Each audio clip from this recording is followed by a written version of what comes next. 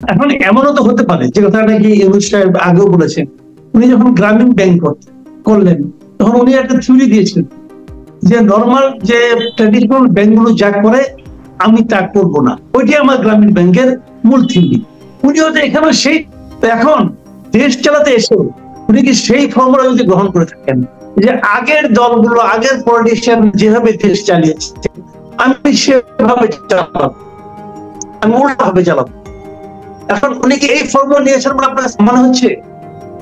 এটা যদি আপনি এই ফর্মুলা বলেন তাহলে একটু আগে যে আমি বলছি সেটা হলো কচ্ছপ গতি। উনি যদি গ্রামীণ ব্যাংকের কথা বলেন, উনি গ্রামীণ ব্যাংক শুরু করছিলেন কবে আর এটা সাকসেস হয়েছিল কবে, সেই টাইম ফ্রেমটা যদি আপনি মিলান, আপনাকে তো 18 কোটি লোকের দেশটা এই টার্মাল সিচুয়েশনে এই সময় দিবে না। এতক্ষণ আপনি সময় পাবেন, আপনি এটা কি করে আশা করেন?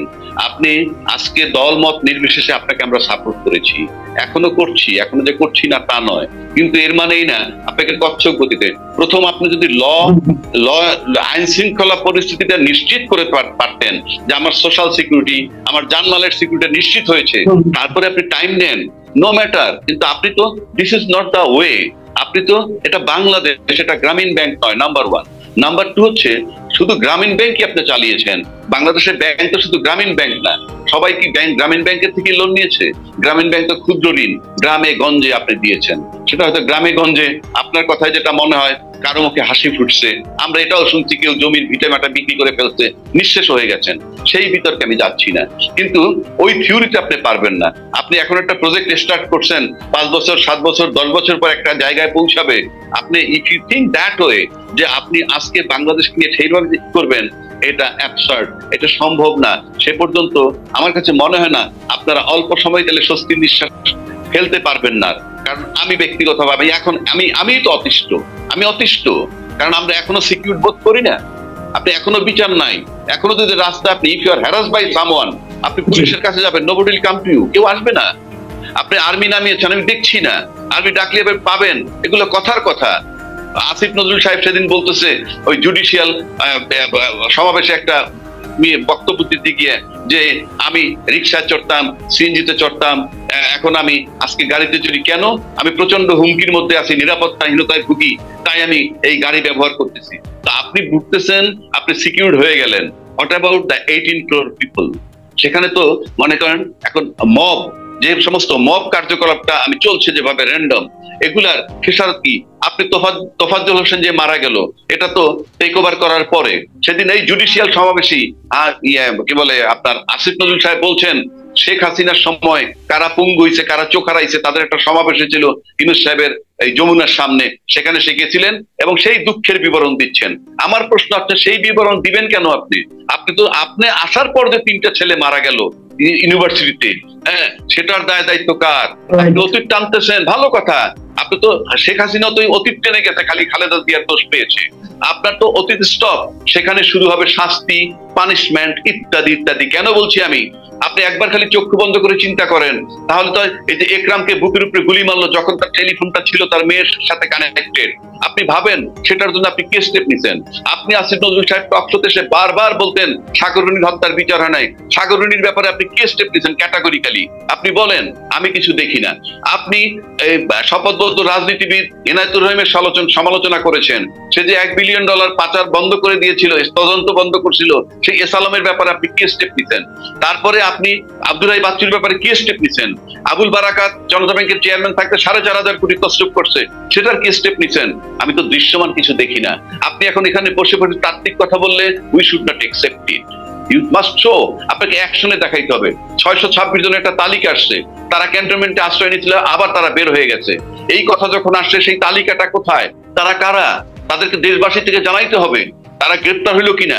কারণ যেহেতু ক্যান্টনমেন্টে আশ্রয় নিয়েছিল, আবার বের হয়ে গেছে, তাহলে নিশ্চয়ই তারপরে তারা দেশের বাইরে যাইতে পারে নাই। কিন্তু আমরা শুনছি এরপরে নাকি হাসান মাহমুদ চলে গেছে, আরাফাতও চলে গেছে, হাসান মাহমুদের বেলজিয়াম পাওয়া যায়। কিভাবে? এটার কৈফিয়ত আপনাদেরকে দিতে হবে, এটা আপনাকে মাথায় রাখতে হবে। আমরা আপনার বিপ্লবী চেহারা দেখতে চাই, আমরা আপনাদের সেই 5 বছর 7 বছর ক্ষমতায় থাকবেন ইলেক্টেড গভর্নমেন্টের মতো, নো, ওটা হবে না। কারণ আপনি এখন পর্যন্ত পুলিশ নামাইতে পারে না। অ্যাবসলিউটলি আপনাদের ব্যর্থতা। এই ব্যর্থতার দায় আপনাদেরকে নিতে হবে। আমি সাধারণ মানুষ হিসাবে আমি নিরাপত্তার অভাব বোধ করতেছি। আপনি এখন উপদেষ্টা আছেন, you are secure. Think about about 18 crores people। যে এই সরকার কিছু পরিবর্তন করবে, আমাদের যেটা প্রত্যাশা, কিছু সংস্কার করবে এবং একটা নির্বাচন ব্যবস্থা তারা সংস্কার করবে এবং আমাদেরকে একটা নির্বাচন দেবে, যাতে নাকি আমরা সাধারণ মানুষ তার ভোটাধিকার প্রয়োগ করে তাদের মানে প্রত্যাশিত সরকারকে ক্ষমতায় বসাতে পারে। কিন্তু যতদিন এটা লাগবে ততদিন তো দেশটাও চলতে হবে, মানুষকেও বাঁচতে হবে।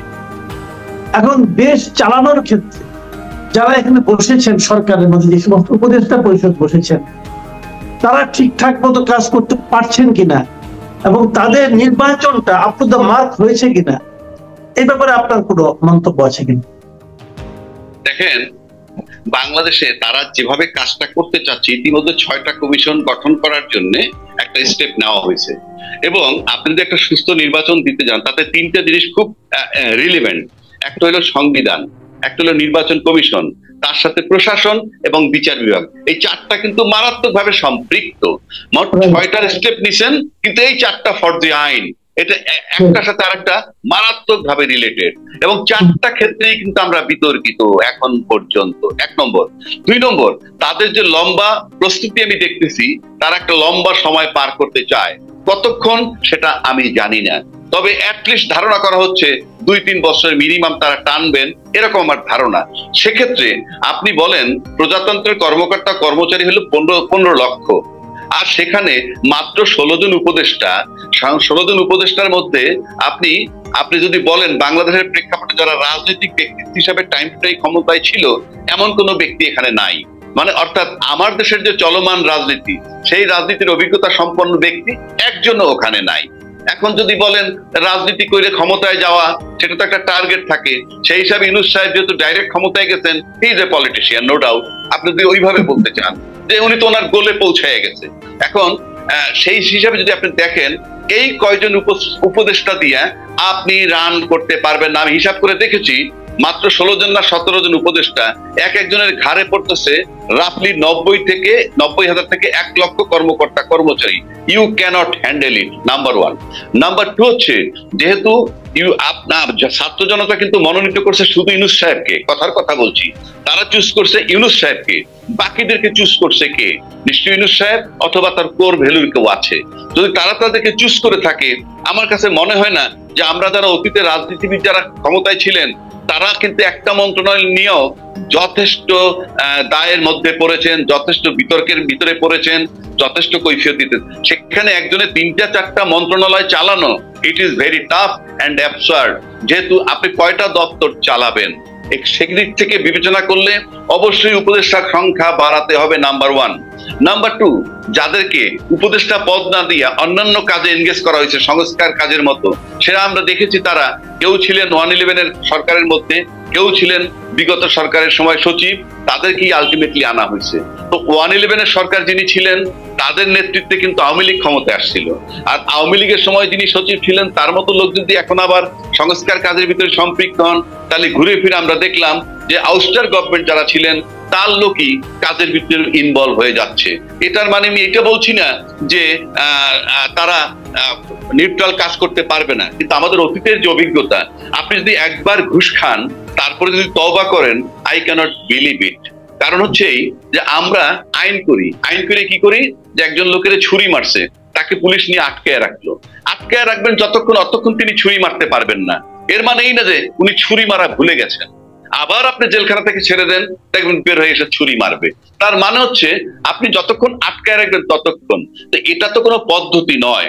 আপনি আইন যদি বলেন, law can put a break on crime, it cannot change the attitude of man. আপনি মানুষের যে খাসলত বা মানুষের যে ইন্টেনশন বা ঝোঁক যেটার প্রতি, সেটা আপনি ভুলাইতে চেঞ্জ করতে পারবেন না। সুতরাং আমি মনে করি ইউনূস সাহেব সংস্কার হিসেবে যাদেরকে আনছেন, আমি ব্যক্তিগতভাবে যতটুকু জানি, আপনার মতো আমি জানি না, কেন অনেকের মতো জানি না, নো ডাউট অ্যাবাউট ইট, যে তারা বিতর্কিত এবং তারা আউস্টার গভর্নমেন্ট যেটি ছিল তাদের সাথে তার সুন্দর সম্পর্ক তারা ছিল এবং আমরা সেটা জানি। এখন তারা সেটা করবে কি করবে না, ওই যে আপনি একবার ঘুষ খাইছেন, পরে তওবা করলে, I cannot trust you. Very simple. না